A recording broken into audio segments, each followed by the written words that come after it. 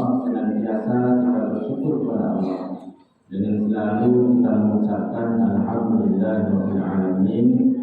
Wassalatu kepada Rasulullah, Nabi yang agung, Nabi yang mulia, khatamul anbiya wal mursalin, penutup para nabi dan rasul, Nabi Muhammad sallallahu alaihi wasallam.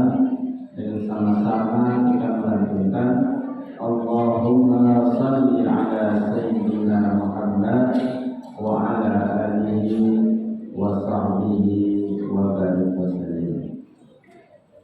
Hadirin jamaah Masjid Al-Ansar yang dimuliakan oleh Allah. Dalam suatu hadis Rasulullah sallallahu alaihi wasallam bersabda, yang bunyi hadisnya adalah qad ja'akum Ramadan, telah datang kepada kita bulan suci Ramadan, syahrul mubarak, bulan yang berkah. Iftaradallahu alaikum siyam, yang pertama Allah wajibkan kepada kita untuk berpuasa. Tuftahu bihi abwabul jannah, pintu-pintu surga di bulan Ramadan itu Allah buka selebar-lebarnya. Wa tughlaqu bihi abwaabul jannah, pintu-pintu neraka Allah tutup serapat-rapatnya. Wa tughallu bihi syayatin, syaitan-syaitan Allah belenggu, syaitan-syaitan Allah rantai. Fihi lailatul khair min alfi syahrin, di dalamnya punya satu malam yang lebih afdal, yang lebih baik dari 1000 malam. Luar biasa kemuliaan bulan suci Ramadan. Di antaranya Rasulullah Nabi kita sebutkan yang pertama bahwa bulan Ramadan ini syahrul mubarakah, bulan yang berkah. Bahkan semua ibadat kita, semua rutinitas kita, semua perbuatan baik kita dilipat gandakan oleh Allah Subhanahu wa taala tangannya. Kemudian iftarada alaikum siyam, Allah wajibkan kepada kita di bulan ini untuk berpuasa. Nah, di sini timbul pertanyaan dalam diri kita jemaah yang dimuliakan oleh Allah. Kenapa Allah wajibkan berpuasa kepada kita? Jawaban yang pertama, selain berpuasa bulan Ramadan ini adalah termasuk di antara salah satu rukun Islam kita adalah berpuasa di bulan Ramadan. Selain itu juga puasa ini termaktub jelas dalam hadis Rasulullah SAW dengan dalil juga ayat Al-Quran, sebagaimana disebutkan dalam surah Al-Baqarah, yang ayat ini semua kita sudah hafal. Yang ayat ini jamaah semua kita sudah tahu. Kutiba alaikumus syiyam. Kutiba pada dasarnya makna kata apa itu menulis. Kutiba berarti ditulis. Cuma oleh para ulama tafsir menjelaskan makna kutiba di sini adalah mewajibkan, diwajibkan kepada kita, ditentukan kepada kita untuk berpuasa. Artinya puasa ini wajib, hukumnya kepada kita orang yang Islam. Lantas kenapa? Apa alasannya Allah wajibkan puasa kepada kita? Nah, di sini terjadi khilaf para ulama dalam menyebutkan alasannya. Yang pertama, satu bagian di antara ulama kita menjawab ini permasalahan tidak boleh dipertanyakan. Kenapa tidak boleh dipertanyakan? Karena ini termasuk dasar syariat Islam. Sehingga keluar satu kata para ulama, al-aslu la yus'al. Asal itu tidak dipertanyakan. Setiap yang sudah diwajibkan oleh Allah, setiap yang sudah diwajibkan oleh Rasulullah, la yus'al, tidak boleh dipertanyakan. Ini sebahagian ulama.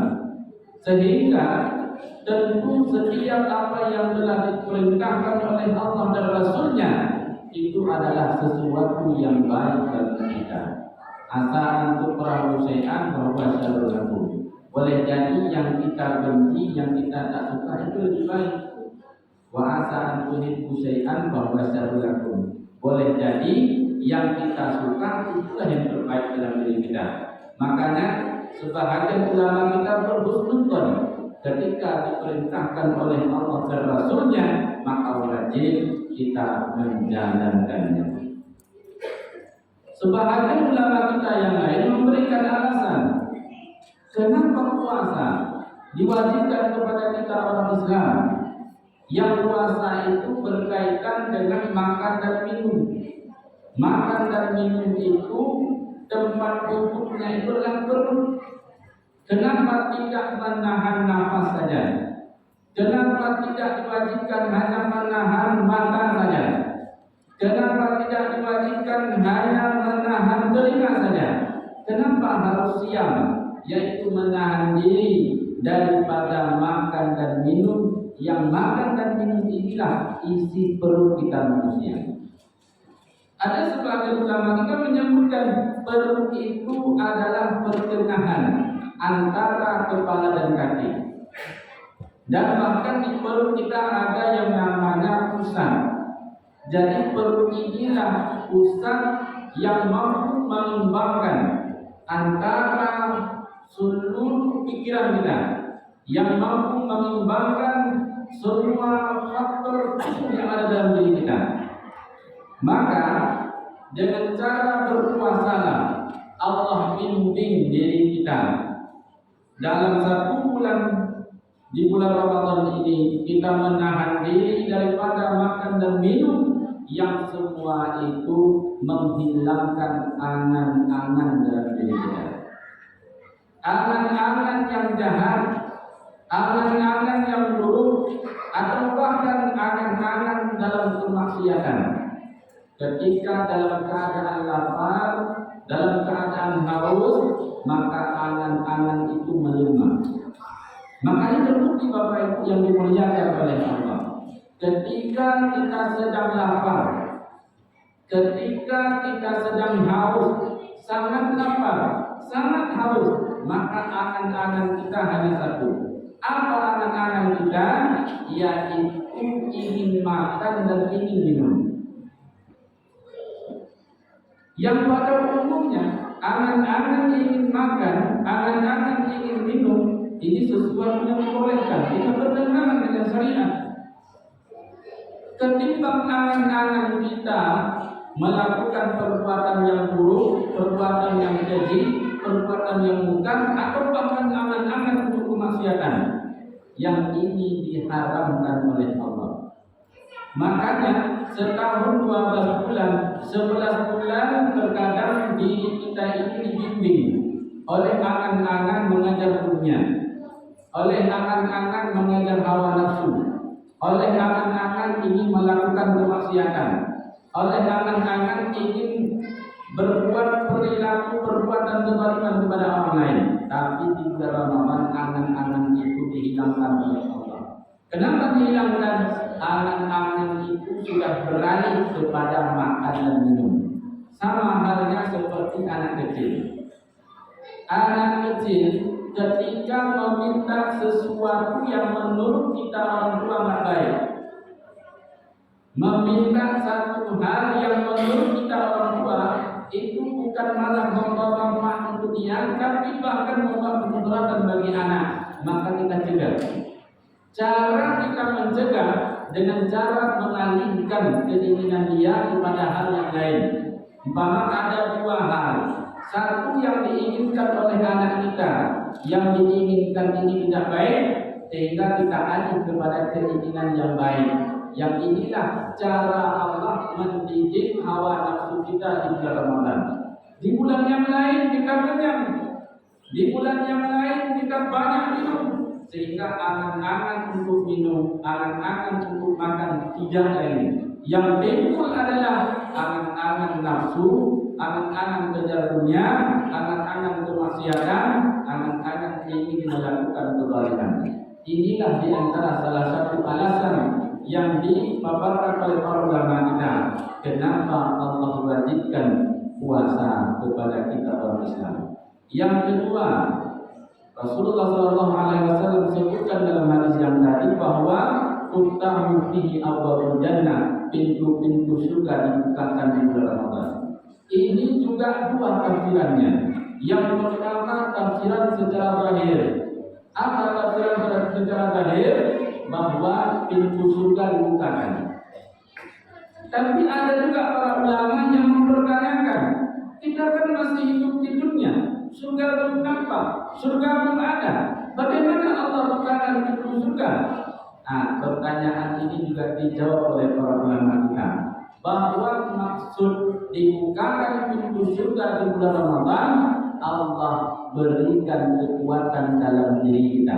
Allah berikan kekuatan sehingga kita mampu melaksanakan ketaatan-ketaatan kepadanya, sehingga mampu kita mengerjakan kebaikan-kebaikan.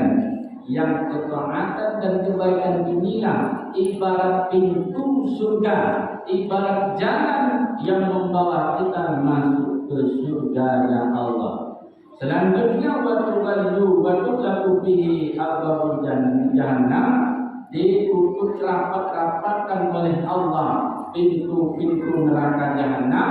Maksudnya juga Allah berikan kekuatan kepada diri kita agar tidak melakukan kemaksiatan, kezaliman, kedurhakaan, perbuatan-perbuatan yang baik yang dengan meninggalkan kemaksiatan, kemungkaran, kezaliman ini menutup kemungkinan kita agar masuk ke nerakanya Allah. Yang terakhir, wa tuballu bihi syayatin, syaitan-syaitan dibelenggu, dirantai oleh Allah di bulan suci Ramadan ini. Syaitan yang dibelenggu ditafsirkan oleh para ulama kita, syaitan yang dirantai adalah syaitan yang dari jenis jin.